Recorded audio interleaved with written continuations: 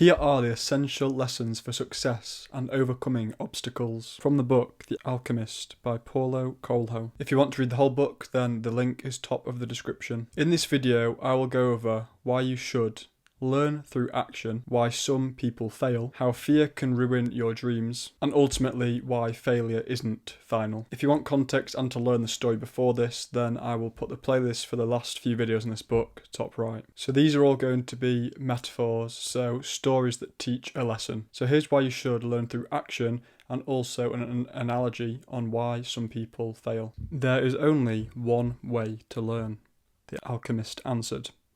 It's through action. Everything you need to know, you have learned through your journey. You need to learn only one thing more. The boy wanted to know what that was. But the alchemist was searching the horizon, looking for the falcon. Why are you called the alchemist? Because that's what I am. And what went wrong when other alchemists tried to make gold and were unable to do so? They were looking only for gold. His companion answered. They were seeking the treasure of their destiny, without wanting to actually live out the destiny. During the next 3 days, the two travellers passed by a number of armed tribesmen and saw others on the horizon. The boy's heart began to speak of fear. It told him stories it had heard from the soul of the world, stories of men who sought to find their treasure and never succeeded. Sometimes it frightened the boy with the idea that he might not find his treasure, or that he might die there in the desert.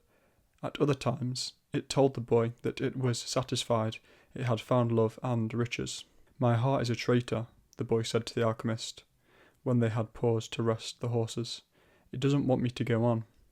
That makes sense, the alchemist answered.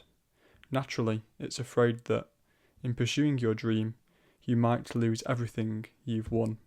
Well, then, why should I listen to my heart? Because you will never again be able to keep it quiet. Even if you pretend not to have heard what it tells you, it will always be there inside you, repeating to you what you're thinking about life and about the world. Everyone on earth has a treasure that awaits him, his heart said. We, people's hearts, seldom say much about those treasures, because people no longer want to go in search of them. We speak of them only to children. Later, we simply let life proceed in its own direction, toward its own fate, but unfortunately, very few follow the path laid out for them, the path to their destinies and happiness. Most people see the world as a threatening place, and, because they do, the world turns out, indeed, to be a threatening place. So the lessons from that story is the first one, that you should learn through action. You shouldn't just learn and learn and learn, and then never actually act because you don't get anywhere. Whereas if you just start now and learn while you go, you're going to learn a lot more because you're going to learn through your failures and you're going to learn the best way through action. The other part is where he asks the alchemist why other alchemists tried to make gold and were unable to do so, and he says they were only looking for gold. So it's the same with money. If you're only looking for money, you're not going to succeed in life because that's not going to fulfill you. You need a top priority where that thing's your purpose, and if you enjoy that, then money is just an extra. And then the last sentence I'm going to read again just to drive it home. Most people see the world as a threatening place, and because they do, the world turns out, indeed, to be a threatening place. This is telling us that our perception creates our reality. So, as I've said many times in my other videos, if it rains, one person can be really sad. Oh, it's raining, it's the end of the world, it's bad. And another person can be a farmer that needs rain for their crops so that they can grow. That shows the two sides of perception on why nothing's actually good or bad. It's just how you perceive it. Now, this is a part on how you're tested before success, to see if you're ready and if you've learned the lessons from your journey. Before achieving success, we face tests to determine our readiness and the lessons learned along the way. Our hearts start to speak more softly, the alchemist explained.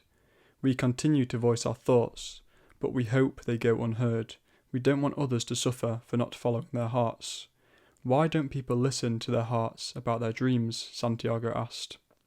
Because that's what causes their hearts the most pain, and hearts shy away from suffering. From that moment, Santiago understood his heart. He pleaded with it to always guide him, to sound an alarm if he strayed from his dreams. He promised to heed its warning. That night he shared this with the alchemist, who recognised that Santiago's heart had returned to the soul of the world. "What should I do now?" Santiago asked. "Continue towards the pyramids," the alchemist replied, "and pay attention to the omens. Your heart can still show you where your treasure lies." "Is that what I still need to know?" "No," the alchemist answered. "What you need to understand is that before a dream is released, the soul of the world tests everything learned along the way, not out of malice, but so we can master the lessons gained while pursuing our dreams.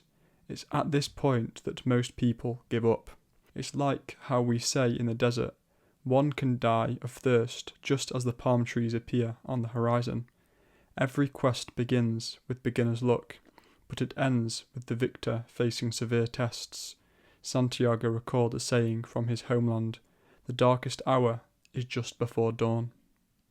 The next day, danger appeared in the form of 3 armed tribesmen. "What are you doing here?" one demanded. "I'm hunting with my falcon," the alchemist replied. "You'll have to be searched for weapons," the tribesmen insisted. The alchemist dismounted, and Santiago followed suit. "Why are you carrying money?" the tribesman asked, rummaging through Santiago's bag. "To get to the pyramids," he said. The tribesman found a small crystal flask filled with liquid and a yellow glass egg. "What are these?" he asked. "They are the philosopher's stone and the elixir of life, the master work of alchemy. The elixir grants health, and a fragment of the stone turns metal into gold." The tribesmen laughed, amused by the alchemist's claim, and let them pass unharmed. "Why did you do that?" Santiago questioned once they were away. "To teach you a simple lesson," the alchemist said. "When you hold great treasures inside, few will believe you if you try to share them." "I've known true alchemists," the alchemist continued. "They locked themselves away to evolve, and in doing so they found the philosopher's stone. They realised that when something evolves, everything around it evolves too. Others stumbled upon the stone by chance. Their souls were simply ready for it. But they are rare. The ones who only sought gold never discovered the secret. Don't succumb to your fears," the alchemist urged gently. "If you do, you'll be unable to listen to your heart." "I don't fear failure. I just don't know how to turn into the wind." When a person lives their destiny, they know all they need. Only one thing makes a dream impossible: the fear of failure. "I'm not afraid of failing," Santiago insisted. "I just can't turn into the wind." "You must learn. Your life depends on it." "But what if I can't?" "Then you'll die trying to realise your destiny, which is better than dying like millions who never knew theirs.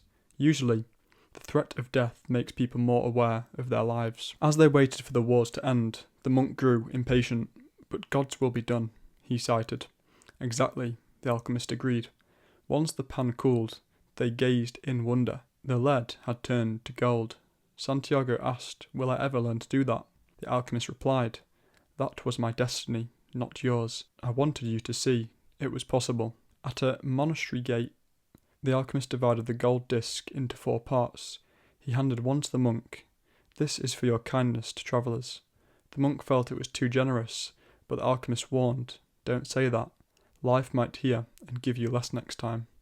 He gave a piece to Santiago, saying, "This is to replace what you gave the general." Santiago thought it too much, but remembered the alchemist's advice and stayed silent. The alchemist kept one piece for himself, needing to return to the desert, and gave the last piece to the monk, saying, "Keep this for the boy in case he ever needs it." Santiago protested, as he was close to finding his treasure. The alchemist reassured him, "You've lost your savings twice, remember? What happens twice will surely happen a third time." So the lessons from that part of the story is that you will have many problems that come while you're trying to chase your destiny or your purpose, and you just need to think that there's something to learn from this. So instead of crying and giving up that something hasn't gone as planned, you should think, okay, what's the lesson from this? The next lesson is that when the alchemist told the tribesmen what he actually had, which was obviously of mass worth, they just didn't believe him and laughed. And that lesson is that you can tell people what you're going to do, what your goals are, and they'll probably laugh. And there's a quote that links to that is, don't tell a blind person your vision and then be sad that they can't see it. The next part I'm going to repeat is just a quote. When a person lives their destiny, they know all they need. Only one thing makes a dream impossible: the fear of failure. And then the last lesson that you might not have noticed is the alchemist is someone that can turn lead into gold, and not many people can do it. And so he just wanted to prove to Santiago he could, but then Santiago said, "Will I ever learn to do that?" And the alchemist replied, "That was my destiny, not yours.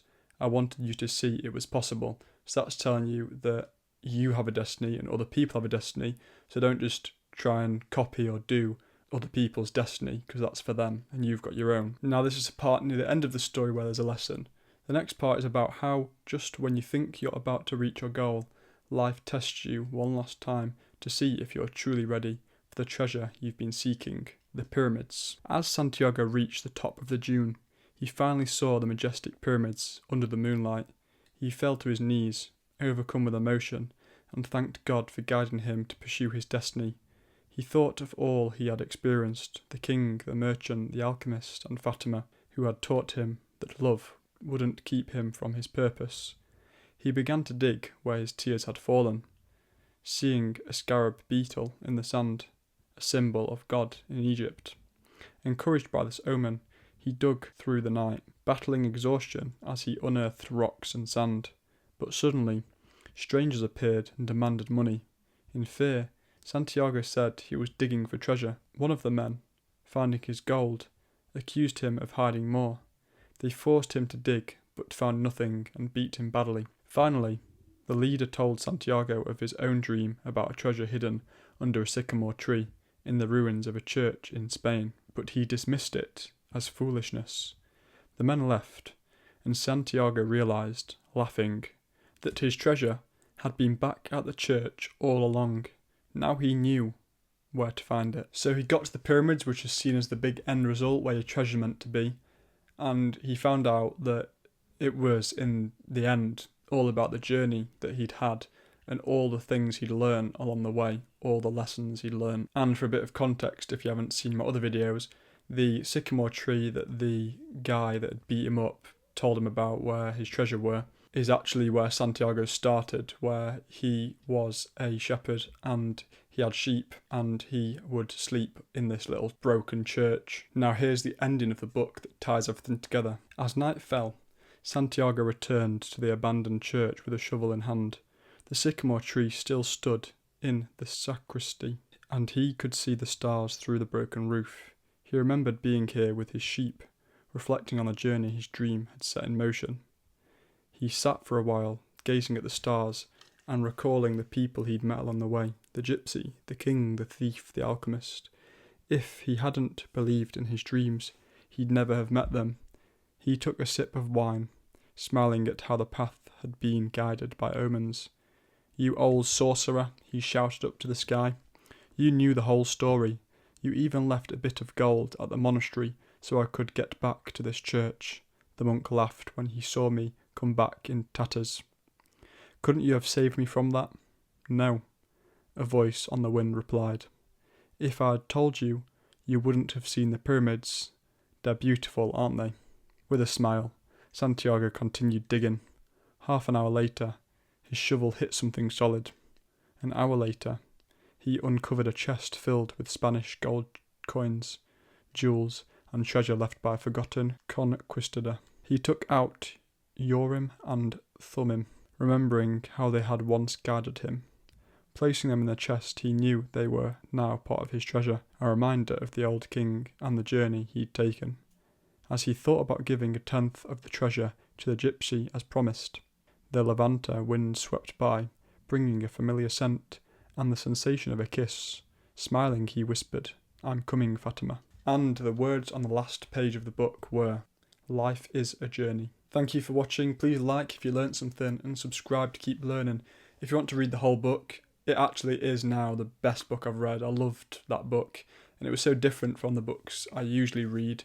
It's just because it had so many metaphors and stories that teach a lesson, and it flowed really well. So if you want to read that, that is top of the description. If you haven't watched my other videos on this book and you want to, then the playlist will be on screen now. There's 2 other videos to this. Thank you for watching and see you in the next one.